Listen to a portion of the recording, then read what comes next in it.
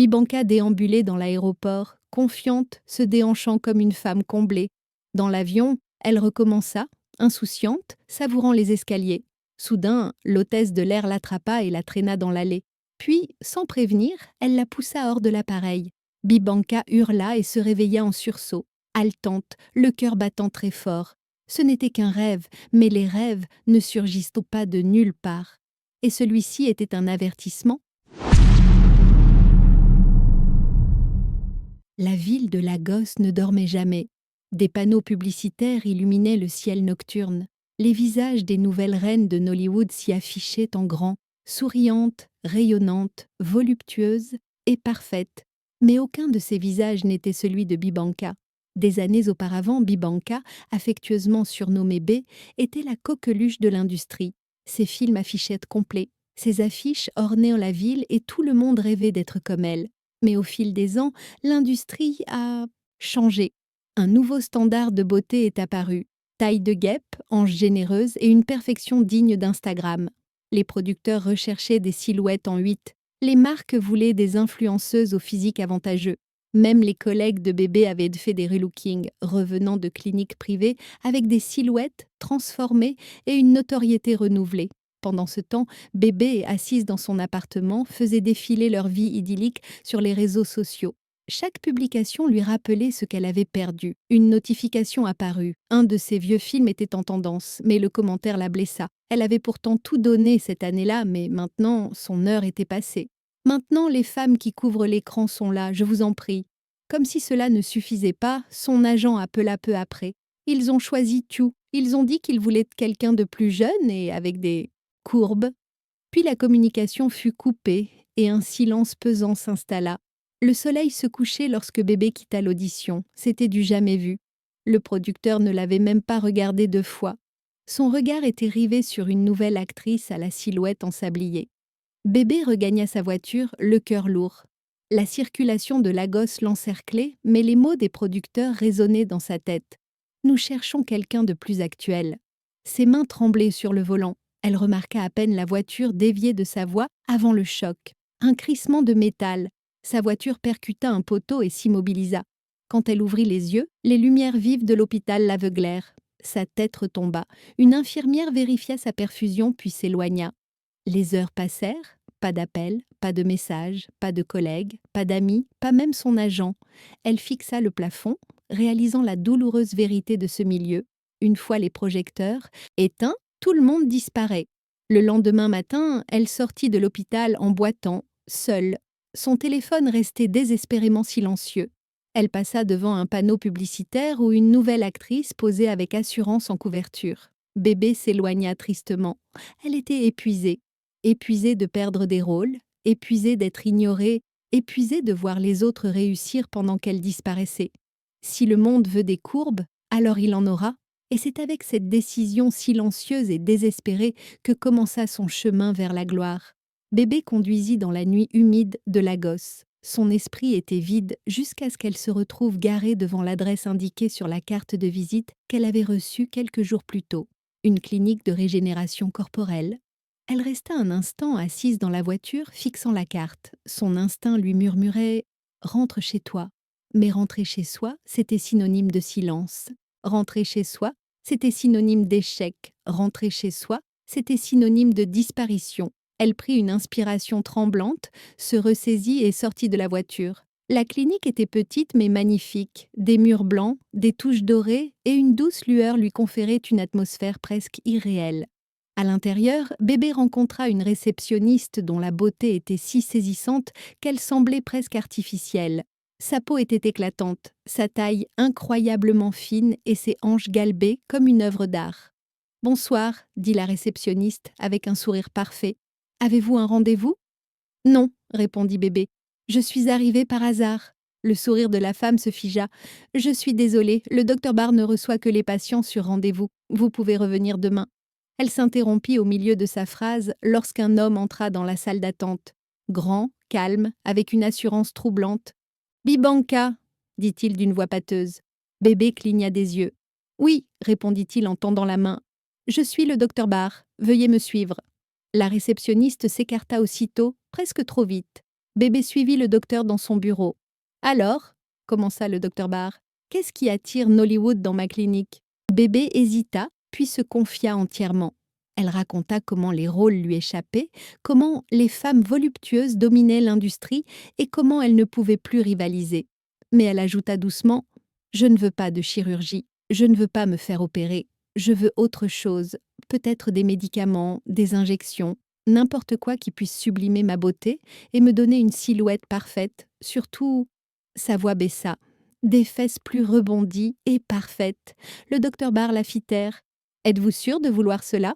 Bébé releva le menton. « Je suis prête à tout risquer. Je veux juste qu'on me remarque à nouveau. » Le docteur Barr hocha lentement la tête. « L'intervention complète vous coûtera 1 million de Naira. » Bébé eut un sourire narquois. « Tant que j'obtiens ce que je veux, je paierai. » Le docteur Barr hocha la tête pensivement, puis ouvrit le tiroir et en sortit une petite boîte noire. À l'intérieur se trouvaient de fines fioles remplies d'un sérum bleu scintillant. « Ceci, dit-il, est votre nouveau départ. 1 dose par semaine pendant 6 mois, et vous aurez le corps parfait, la silhouette parfaite, la peau parfaite, tout le package complet. » Bébé resta là, le souffle court. « Ce soir, je vous donnerai la première dose, » répondit-il, « pour que vous puissiez voir comment ça marche. » Il remplit l'étrange flacon du liquide lumineux. « Cette partie risque de piquer. » Au moment où l'aiguille toucha sa peau, une décharge électrique lui traversa le dos. Elle haleta, touchant la table. Sa vision se brouilla. Sa colonne vertébrale se cambra d'elle-même. Quelque chose à l'intérieur d'elle bougea, se tordit, rampa, presque vivant. Ses jambes tremblèrent violemment. Elle tomba à genoux. Puis soudain, le silence, la douleur cessa. Bébé tremblait sur le sol, trempé de sueur. Le docteur Barr était accroupi près d'elle, parfaitement calme. « Bien, » murmura-t-il. « Ton corps l'a accepté. Les changements vont bientôt commencer. » Cette nuit-là, bébé rentra chez elle de justesse. Son corps lui paraissait étrange, trop chaud, trop léger, trop éveillé. Elle se tenait devant son miroir, touchant sa peau. Elle rayonnait, sa taille paraissait déjà plus fine, ses hanches plus rondes, son visage plus lisse, presque de poupée. Un sourire se dessina sur ses lèvres jusqu'à ce qu'une douleur aiguë lui transperce le bas du dos. Elle haleta et s'agrippa au bord du lit. La douleur s'intensifia, comme si quelque chose la poussait de l'intérieur de la colonne vertébrale. Sa peau ondula, une petite bosse apparut dans le bas de son dos, puis disparut aussi vite. Bébé fixa son reflet, tremblante. Quoi? Qu'est-ce que c'était? Son téléphone vibra. Un message du docteur Barr. Ne paniquez pas, c'est normal. Le sérum est en train de se réveiller. Bébé laissa tomber son téléphone. Les semaines passèrent et bébé commença à se transformer plus vite qu'elle ne l'avait imaginé. Sa taille s'affina en une courbe parfaite. Ses hanches s'arrondirent avec audace. Sa peau brillait comme du bronze poli. Ses fesses, parfaitement galbées et rebondies, attiraient tous les regards dans les rues de Lagos. Les hommes qui l'ignoraient auparavant la dévisageaient désormais ouvertement. Les femmes chuchotaient, se demandant quel chirurgien avait eu la chance de la transformer. Des producteurs qui ne l'avaient pas contactée depuis des mois reprirent soudainement contact.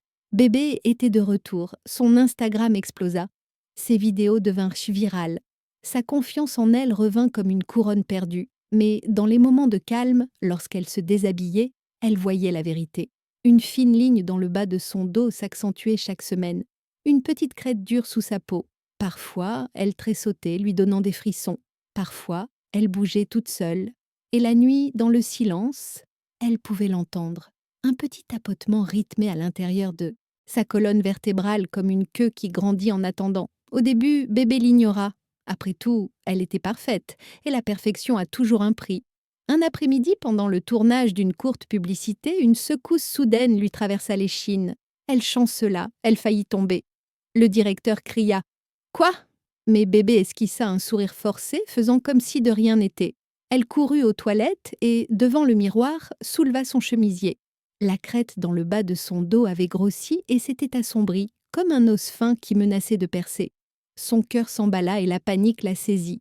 Rapidement, elle attrapa ses clés et se précipita vers la clinique de régénération corporelle. Elle fit irruption dans la salle d'attente. « Docteur Barr, regardez mon dos. Il y a quelque chose qui ne va pas. » Il la fit entrer calmement dans son bureau. Bébé souleva son chemisier en tremblant. Au moment où il aperçut la crête sombre et saillante qui longeait le bas de sa colonne vertébrale, son expression changea un bref instant. mais elle le remarqua. « Docteur, que m'arrive-t-il » demanda-t-elle. Le docteur Barr reprit son calme. « Cela fait partie du traitement. Le sérum stimule d'abord la colonne vertébrale. Votre corps s'adapte, tout simplement. » Bébé s'est emporté. « On dirait que je me fais pousser une queue. » Un silence pesant s'est installé dans la pièce. Après quelques instants de silence, il lui a tendu 2 nouvelles fioles. « Prenez votre dose hebdomadaire. N'en manquez pas. Cela stabilisera la réaction. » Quelques jours après sa visite paniquée à la clinique de renaissance corporelle, alors que bébé continuait de prendre la nouvelle fiole, quelque chose d'étrange s'est produit. La croissance rapide qu'elle avait tant redoutée s'est complètement arrêtée. Plus de gonflements soudains, plus de douleurs mystérieuses. Au lieu de cela, ses fesses ont commencé à devenir plus volumineuses, plus rondes et magnifiquement galbées, presque comme sculptées par un ange. Bébé les adorait partout où elle allait. Les têtes se tournaient comme des ventilateurs télécommandés. Les filles chuchotaient, les garçons se cognaient contre les poteaux en la dévisageant. Même les vieilles dames ajustaient leurs lunettes pour un deuxième coup d'œil. Bébé était devenu un panneau publicitaire ambulant de courbes. Et pour la première fois, elle se sentait invincible. Bientôt, les appels ont commencé à affluer. Des contrats publicitaires, des publicités, et finalement un rôle principal dans un grand film tourné à Enugu. Bébé a crié si fort que ses voisins ont cru qu'elle avait gagné au loto. Cela faisait des années qu'elle n'avait pas été la vedette.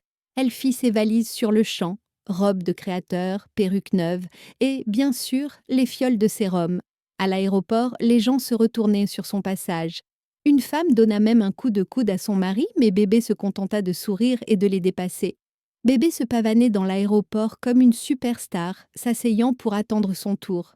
Ses fesses occupaient non seulement son siège, mais aussi la moitié de celui du passager voisin. L'homme à côté d'elle n'arrêtait pas de bouger et finit par murmurer « Madame, je vous en prie, votre derrière est une intrusion. » B leva les yeux au ciel et dit poliment « Oh, je vous en prie, respectez mon ministère. » Tout le monde éclata de rire, et à cet instant, bébé se sentit comme une reine. Au moment d'embarquer, bébé monta dans l'avion, ses hanches se balançant comme pour annoncer un festival. Elle prit place, boucla sa ceinture et afficha un sourire confiant. L'avion s'éleva en douceur. Soudain, bébé sentit quelque chose, une étrange tension, une pression, comme si quelqu'un insufflait de l'air en elle. Son corps se réchauffa, puis devint brûlant, puis inconfortablement tendu. Sa peau s'étira, ses vêtements lui semblaient trop petits. Ses yeux s'écarquillèrent d'effroi tandis qu'elle déglutissait difficilement.